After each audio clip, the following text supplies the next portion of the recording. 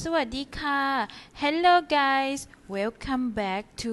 Thailand Expat Language School with ครูนุชไอนี Today we're going to learn about how to ask for direction in Thai language. Let's start. For the first word, if you want to ask where is the toilet, you can say ห้องน้ำไปทางไหนครับ ห้องน้ำไปทางไหนครับ Don't forget if you are female you can say ห้องน้ำไปทางไหนคะ ห้องน้ำไปทางไหนคะ For the second word, if you want to ask